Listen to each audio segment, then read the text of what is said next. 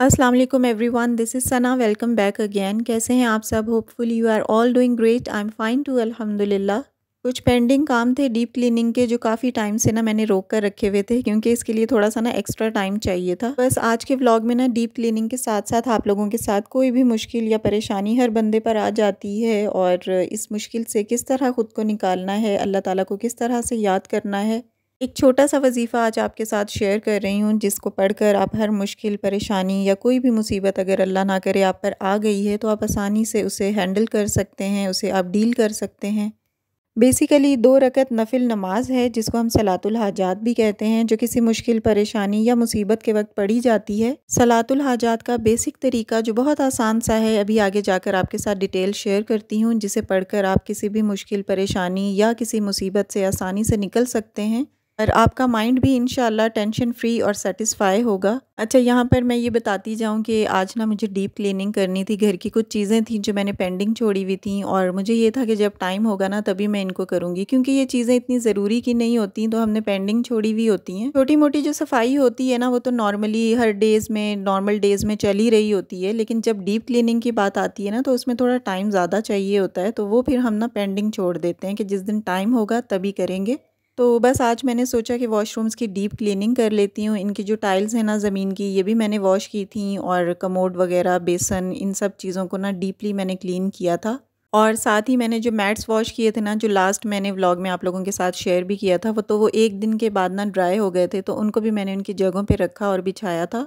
Normal days में daily basis पे जब मैं वॉशरूम साफ़ करती हूँ ना, तो इसमें मैं बस सिंपल जो वॉशिंग पाउडर होता है ना, वही डाल देती हूँ, उसी से वॉश हो जाता है। लेकिन जब डीप क्लीनिंग करनी होती है, तब मैं हार्पिक यूज़ करती हूँ, और इसे आधा घंटा तकरीबन लगाकर छोड़ देती हूँ, और फिर उसके बाद ना मैं जो भी हमारा ब्रश होता है, इसकी मदद से इसे अच्छे से स्क्रब कर लेती हूँ, और इस तरह से पानी डाल कर ना इसे साफ़ कर लेती हूँ, तो बहुत अच्छा सा क्लीन हो जाता है। लेकिन कई दफ़ा ना ऐसे दाग होते हैं जो बिल्कुल भी हार्पिक से भी वॉश नहीं होते। आप लोगों ने भी एक्सपीरियंस किया होगा, तो उसके लिए जो हमारा टिपिकल एक तेज़ाब आता है ना, वही यहाँ पर काम करता है।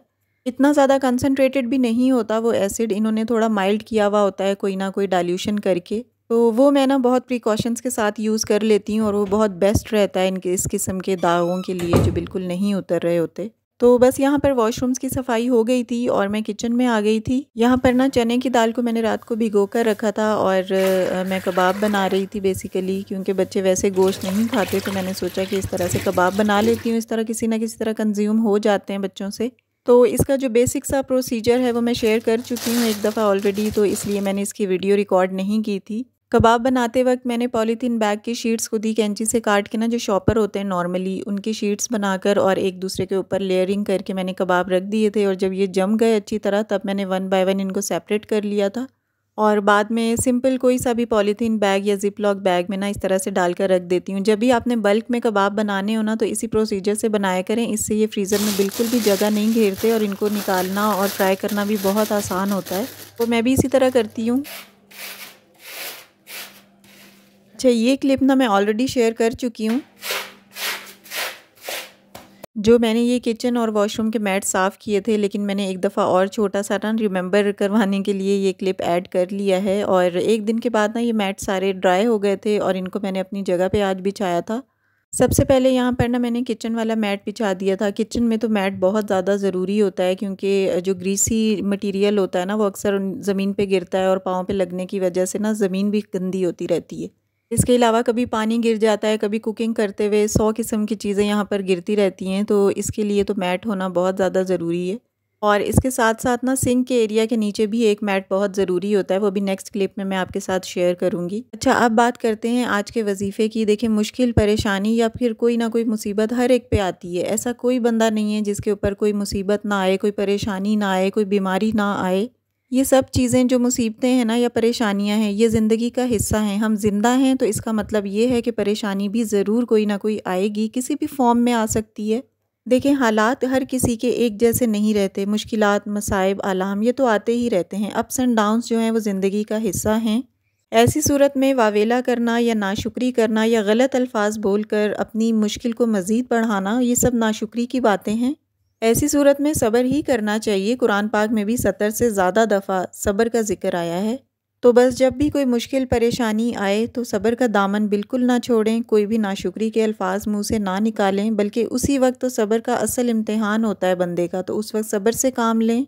और कई दफ़ा ऐसा होता है कि उस मुसीबत को या परेशानी को हम इतना ज़्यादा अपने सर पे सवार कर लेते हैं, और परेशानी की बात होती भी है तो हमसे जो है वो नॉर्मल रूटीन के जो हमारे काम हैं वो बहुत ज़्यादा डिस्टर्ब होते हैं, और हमारा दिल चाहता है कि बस ऐसी सूरत में नमाज़ पढ़ें, अल्लाह ताला से गिड़गिड़ा कर मुनाजात करें, अल्लाह से दुआ मांगें। तो ऐसी सूरत में जब भी आपका दिल घबरा रहा हो किसी मुश्किल या परेशानी की वजह से, तो आप 2 रकत नमाज नफिल अदा करें, जिसको सलातुल हाजात भी कहते हैं। इसको आपने इस अंदाज से पढ़ना है कि हर रकत में 7 दफ़ा अल्हम्दु शरीफ पढ़नी है। इसके बाद कोई भी सूरत पढ़ लें, बहुत पुरअसर है। और यहाँ पर मैंने आपको ये लिखा हुआ भी दिखा दिया है, बुज़ुर्गों की ये तहरीर है, और इसमें लिखा है कि उन्होंने इसे 100% पाया है जब भी आज़माया इसको, और जो भी कोई मुश्किल हाजत या परेशानी होती है वो फ़ौरन हल हो जाती है, इसीलिए इसका नाम भी सलातुल हाजात है। और यहाँ पर मैंने आपको इसको रिटन फॉर्म में भी दिखा दिया है। ये बहुत अच्छी, बहुत मशहूर और ऑथेंटिक बुक है, जिससे मैंने आपको देखकर ये बताया है।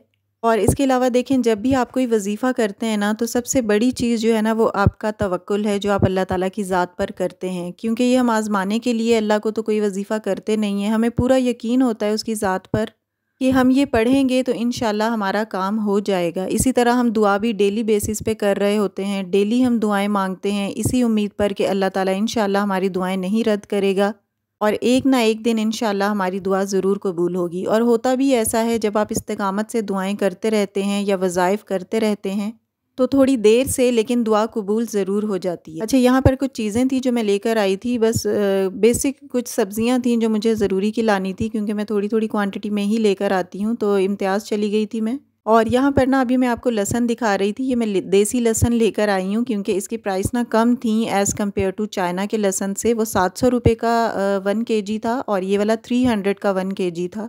तो मैंने सोचा कि इसी रेट को अवेल किया जाए, क्योंकि 300 रुपीज़ पर kg है और है भी देसी, तो इसलिए मैंने ना ये वाला ले लिया था। इसका ये होता है कि इसे छीलना थोड़ा सा मुश्किल होता है, क्योंकि बारीक होता है। और इस वाले देसी लहसुन को मैं तो जब भी छीलती हूँ ना, तो मेरे हाथों में जलन होने लग जाती है। पता नहीं क्यों, एलर्जिक हूँ मैं इससे, या इसमें ऐसे क्या मटीरियल है जो जब रिलीज़ होता है तो हाथों में जलन होती है। आप लोगों में से भी क्या किसी के साथ होता है ऐसा? अगर होता है तो मुझे बताइएगा कि जो देसी लहसुन है ना, उसको जो हम थोड़ा सा ज़्यादा क्वांटिटी में जब छीलते हैं ना, तो हाथों में बेसिकली जो इंडेक्स फिंगर है ना, उस पर जलन होने लगती है। जबकि जो चाइना का लहसुन है ना, उससे इतनी ज़्यादा इरिटेशन नहीं होती। तो काफ़ी टाइम से तो ये जो देसी लहसुन है ना, ये मिल ही नहीं रहा था, और अब जब मिला था तो काफ़ी बारीक था, लेकिन प्राइस इसकी बहुत कम थी कंपैरेटिवली चाइना के लहसुन से, तो इसलिए मैं लेकर आ गई थी। और आजकल टमाटर भी वापस अपने रेट पे आ गए हैं, काफ़ी कम हुए हैं। बस मैं भी 1-2 दिन में ना लेकर आऊँगी, और उन्हें जो है वो ग्राइंड करके ना प्यूरी बनाकर फ्रीज़ कर लूँगी, क्योंकि आज मैंने इम्तियाज़ में देखा था 85 रुपीज़ पर kg टमाटर थे, और ये रेट मुझे बहुत मुनासिब लगा, तो इसलिए मैंने सोचा कि कल जाकर ना तो ज़्यादा क्वान्टिटी में लाऊँगी और इसे ग्राइंड करके प्यूरी बनाकर फ्रीज़ कर दूँगी। तो इस तरह ये होता है कि यूज़ करना भी आसान रहता है, जब हमने क्यूब्स बनाकर रखे हुए होते हैं ग्राइंड टमाटर के, और इसके अलावा सस्ता भी मिल जाता है। अच्छा, ये जिस मैट की मैं बात कर रही थी, जो सिंक के नीचे रखना बहुत ज़रूरी है, क्योंकि जब भी हम बर्तन वॉश कर रहे होते हैं ना कोई छींटे या पानी ना इधर गिरता रहता है, और फ्लोर हमारा गंदा होता रहता है। तो कोशिश करके ना यहाँ पर एटलीस्ट ज़रूर मैट बिछाया करें, इससे बहुत रिलैक्सेशन रहती है, फ्लोर गीला भी नहीं होता और गंदा भी नहीं होता। बस सिंपली आप मैट को धो लेते हैं, और रोज़ रोज़ जो इधर पोछा लगाना पड़ता है ना इस जगह पे, स्पेशली दिन में 2 से 3 दफ़ा, उससे आपकी जान छूट जाती है। और इस तरह से सिंक के एरिया के पास और एक मैट किचन के बाहर रखने की वजह से ना किचन साफ़ भी रहता है और देखने में भी अच्छा लगता है। वजीफ़ा अगर आपको आज का अच्छा लगा हो, या फिर आपने आज के व्लॉग से कुछ लर्न किया हो, तो वीडियो को लाइक कर दीजिएगा। And if you are new on my channel, please do subscribe. See you soon in the next video इंशाल्लाह। Till then stay happy, stay fit and take very good care of yourself. अल्लाह हाफिज़।